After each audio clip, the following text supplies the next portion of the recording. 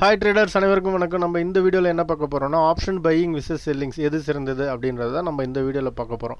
ஏற்கனவே இதுக்கு ஒரு லைவ் எக்ஸாம்பிளாக நான் லைவ் ட்ரேட் பண்ணியே நான் போட்டிருக்கேன்.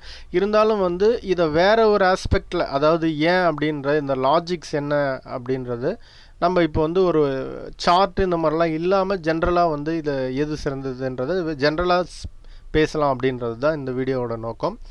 ஸோ இப்போ என்னென்னா ஆப்ஷன் ட்ரேடிங் அப்படின்னு நம்ம வரும்போது இன்ட்ராடேயில் ஆப்ஷன் பை பண்ணலாம், இல்லை செல் பண்ணலாம். இதுதான் ரெண்டு சினாரியோ இருக்குது. இல்லை நீங்கள் ஃப்யூச்சர் பை பண்ணலாம், ஃப்யூச்சரை செல் பண்ணலாம்.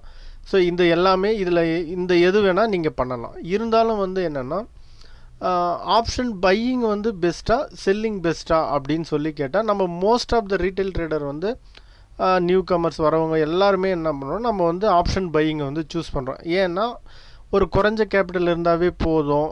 அது மாதிரி அப்புறம் நிறைய வேறு ரிஸ்க் இல்லை அப்படின்ற மாதிரிலாம் சொல்லி வச்சுருக்கிற காரணத்தினால அப்படின்ற மாதிரி நம்ம ஆப்ஷன் பையிங்கை சூஸ் பண்ணுறோம்.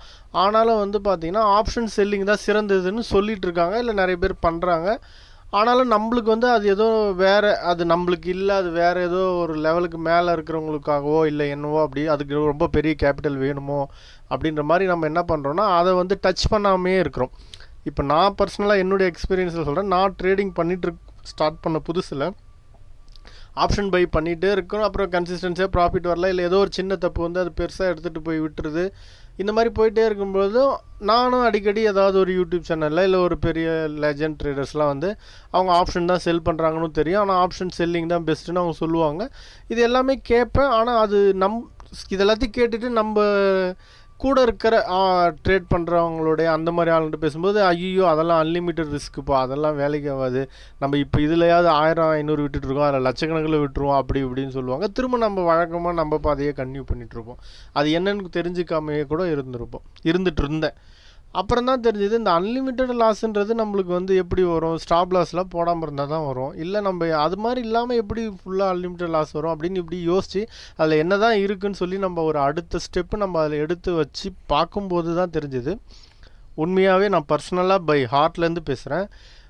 அதில் நம்ம ஆப்ஷன் பை பண்ணும்போது எவ்வளோ போட்டு மண்டையை உடச்சிட்டு இருந்தோம் அப்படின்றது இப்போ தான் புரிய ஆரம்பிச்சிது. அப்போ தான் ஸோ இதில் இந்த அளவுக்குலாம் ஒன்றும் காம்ப்ளிகேட் இல்லையே அப்படின்னு சொல்லிட்டு, ஸோ அதுக்கப்புறம் தான் அதோட ப்ளஸ் அண்ட் மைனஸ் எல்லாமே பண்ணி அதில் பண்ணேன். இப்போ நான் என்ன சொல்ல வரேன்னா, பிகினர்ஸாக நீங்கள் வரீங்க, இல்லை ட்ரேட் ஆல்ரெடி பண்ணிட்டுருக்கீங்க, ஆப்ஷன் பையிங்கில் கன்சிஸ்டன்சியாக பண்ண முடியல போல். இங்கே நான் ஒரு விஷயம் சொல்லிடுறேன். ஆப்ஷன் பையிங்கில் இந்தியாவிலையும் தமிழ்நாட்டிலையும் நல்லா ட்ரேட் பண்ணுற பெரிய ட்ரேடர்ஸும் இருக்காங்க. நான் ஆப்ஷன் பையிங் தப்புன்னு சொல்ல வரல.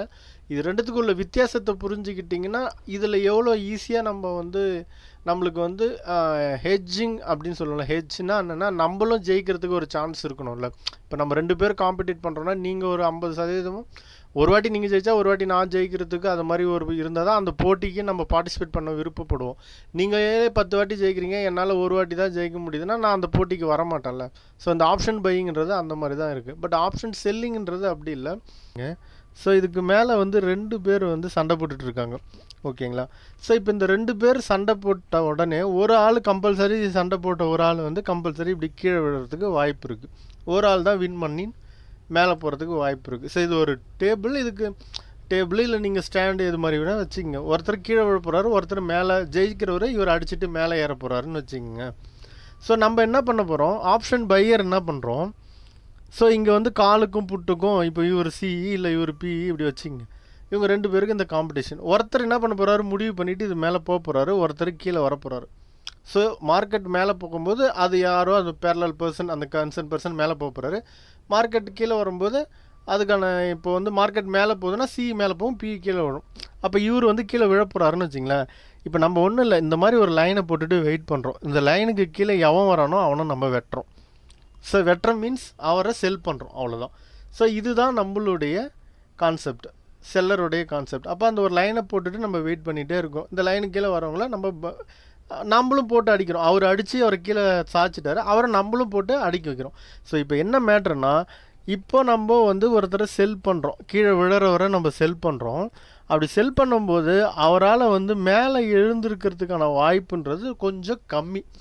எழுந்திருக்கவே மாட்டாருன்னு சொல்ல வரல. அவர் அப்படியே மேலே எழுந்தாருன்னா கூட அவர் ஃபுல் ஃபோர்ஸில் எழுந்திருக்காமல் கொஞ்சம் கொஞ்சமாக அது ரிட்டர்ன் ஆகும்போது அவர் வந்து அந்த அதாவது என்ன சொல்கிறது, இப்போ ஒரு சண்டை போட்டவர் மேலே அடித்து ரொம்ப டயர்டாகி அவர் எழுந்திருக்கு ரொம்ப கஷ்டம்னு சொல்லுவாங்களா, அதுக்குள்ளே அடிக்கிறவங்க அவன் எழுந்திருக்கிறதுக்குள்ளே நம்ம ஓடி போயிடலாம் இல்லையா, அந்த மாதிரி வந்து நம்ம செல் பண்ணும்போது இந்த மாதிரி இருக்கும். அதுக்கு பதிலாக நம்ம இப்போ மேலே ஒருத்தர் போகிறாருன்னு வச்சுங்க, நம்ம போய் இவரை பிடிக்கிறோம். இப்போ நம்ம வந்து இந்த டைட் மாதிரி வச்சிங்களேன், ஒரு பட்டம் பறக்கிற மாதிரி இவர் மேலே போகிறவரை பிடிக்கும்போது இவர் நல்லா மேலே போயிட்டே இருந்தால் தான் காற்று அடிக்கடிக்க மேலே போயிட்டே வருவார். இவர் லைட்டாக அப்படி விழுந்தாலும் சம்டைம் ஆரம்பத்து இடத்துக்கே வந்துடுவார். நம்ம கரெக்டாக அந்த மேலேயே நம்ம பிடிச்சதை வந்து கேட்ச் பண்ணால் மட்டும்தான் உண்டு. அதாவது எப்படின்னா, இப்போ நீங்கள் எக்ஸாம்பிள் இப்படி புரிஞ்சுங்க, ஆப்ஷன் பை பண்ணுறோம், அது மேலே போகுது, மேலே போயிட்டே இருக்கும்போது நம்ம வந்து ஒரு 30 பாயிண்ட்ஸில் 40 பாயிண்ட்ஸில் 50 பாயிண்ட்ஸ்லையோ அவரை வந்து பிடிச்சிட்டு நம்ம விட்டுட்டோம்னா, நம்ம ப்ராஃபிட்டை புக் பண்ணிட்டோம்னா ஓகே. இல்லைனா அவர் ரிட்டர்ன் ஆகும்போது பலமாக கீழே விழுறாரு. அதாவது என்னென்னா, ஒரு 50 பாயிண்ட்ஸ் ப்ராஃபிட் புக்கிங் நடக்குதுனாலும் ஆல்மோஸ்ட் அதே சேம் பாயிண்ட் வந்து இதுவாக எடுத்து ப்ரீமியம் கரைய ஆரம்பிச்சிருது. பட் ஆனால் கீழே போகிறவர் என்ன வருவார்னா, அதே ரீட்ரேஸ்மெண்ட் ஆகும்போதும் கொஞ்சம் கம்மியாக தான் அவர் வந்து எழுந்திருக்கிறதுக்கான வாய்ப்பு இருக்குது. அப்படியே அவர் ஃபுல் ஃபோர்ஸில் எழுந்திருக்கிறதுக்குள்ளே நம்ம வந்து எஸ்கேப் ஆகிட்டு வெளியே வந்துடுறோம். ஸோ என்னென்னா, இது ஃபுல்லாக நான் சொன்னதுக்கு காரணம் என்னென்னா, ஒரு லைன், அந்த லைனுக்கு கீழே யார் வராங்களோ அவங்கள நம்ம எவனாக வந்தாலும் வெட்டுவோன்ற மாதிரி நம்ம வந்து கீழே வர செல் பண்ணுறோம். இவ்வளோ தான் கான்செப்ட் செல்லிங்கில். அப்படி செல் பண்ணும்போது நம்மளுக்கு 3 விதத்தில் வந்து என்னென்ன ஆப்ஷன் இருக்குது, நம்மளுக்கு ப்ராபபிலிட்டி என்ன இருக்குது நம்ம வின் பண்ணுறதுக்குன்னா, ஒன்று நம்ம டைரெக்ஷனில் மார்க்கெட் போகும்போதும் நம்ம தான் வின் பண்ணுவோம். இப்போ நம்ம வந்து மார்க்கெட் டவுன் ஆகுது, நம்ம வந்து காலை செல் பண்ணியிருக்கணுனாலும் நம்ம தான் வின் பண்ணுவோம். இல்லை கன்சாலிடேஷன் நடக்குது அப்படின்னாலும் நம்மளுக்கு தான் வாய்ப்பு அதிகம். இப்போ கன்சாலிடேஷன் போது ப்ரீமியம் குறையும். ஸோ செல்லருக்கு வந்து நம்மளுக்கு ஜெயிக்க மீன்ஸ் என்ன சொல்கிறது, நம்மளுக்கு வந்து ப்ராஃபிட் பண்ணுறதுக்கான வாய்ப்பு அதிகம் இருக்குது. ஆனால் நீங்கள் பையராக இருக்கும்போது என்னென்னா, உங்களுக்கு ஒரே ஒரு சினாரியோ தான், ஒன்று மார்க்கெட் மேலே போயே ஆகணும். அந்த ஒரு மார்க்கெட் மேலே மட்டும்தான் நீங்கள் ப்ராஃபிட் பண்ண முடியும். மார்க்கெட் வந்து கன்சாலிடேட் பண்ணாலும் உங்கள் ப்ரீமியம் கரைஞ்சி லாஸ் ஆகும், டவுன் ஆச்சுனாலும் லாஸ் ஆகும். ஸோ இங்கே 2 சான்சஸ் இருக்குது, இங்கே ஒரே சான்சஸ் தான் இருக்குது ஆப்ஷன் பையிங்கில். ஸோ இதனால தான் என்னென்னா, உங்களுக்கு வந்து சடனாக அதை எடுத்த பிறகு ஒரு பயம் வந்து டக்குன்னு ஒரு கேண்டில் இறங்கும் போதும் நீங்கள் வந்து ப்ராஃபிட்டை, அதாவது என்ன சொல்கிறேன்னா, மேலே நீங்கள் போகும்போது இப்படி போயிட்டே இருக்கும்போது டக்குன்னு ஒரு கேண்டில் வந்து இப்படி ரெட்டு போடும்போதும் நம்ம பயந்துக்கிட்டு வெளியில் வர்றதாகட்டும் இதுவாகிறதும் எல்லாமே அதே இருக்குது. அதே வந்து கீழே வரும்போது என்னென்னா, இப்படி லைட்டாக எழுந்தாலும் அதுக்கு வந்து அதான் நான் ஏற்கனவே சொன்ன மாதிரி அந்த வந்து சான்சஸ் வந்து ரொம்ப லெஸ்ஸாக இருக்குது. இன்னமும் அவுட் ஆஃப் த மணிலாம் போகும்போது ரொம்ப வந்து சான்சஸ் வந்து இருக்கும். ஸோ இதுதான் சிம்பிளாக வந்து ஆப்ஷன் பையிங்க்கும் செல்லிங்க்கும் உள்ள வித்தியாசம்.